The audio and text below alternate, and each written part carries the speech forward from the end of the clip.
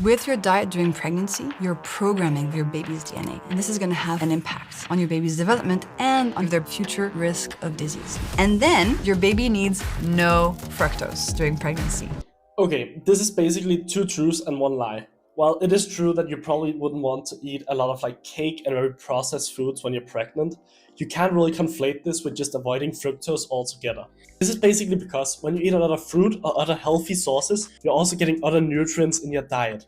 But if you're eating things that are very processed, so things such as sugar-sweetened beverages, you're basically only getting calories and no satiety effects. This is what actually drives metabolic syndromes and cardiovascular disease. Too many calories and getting too fat.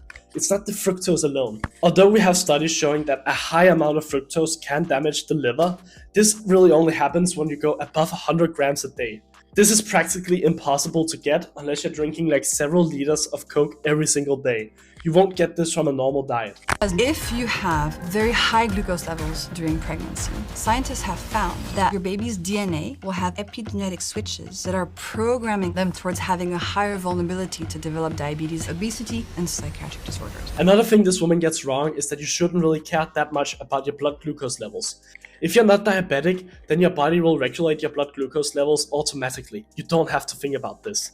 We even have studies showing that diets that produce higher spikes in blood glucose versus diets that produce a lower spike in blood glucose has nothing to say with the health outcomes of the people as long as they're not diabetic. So your body should be able to control these blood sugar fluctuations as long as you're metabolically healthy. Next, this is basically the amount of protein that I needed to eat every single day in the third trimester of pregnancy.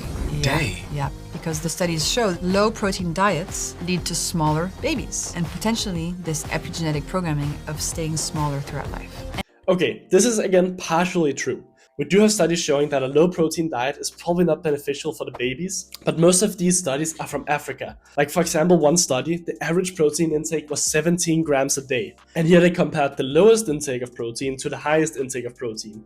And this is like comparing 4 grams of protein a day to 40 grams. This is not going to be applicable in a Western world. So in a Western world, the average person eats roughly twice the amount of protein a day. But do we know that going above this a day is going to be beneficial for the baby? The studies that we do have show that higher protein intakes is associated with higher birth weight. But this is not always a good thing.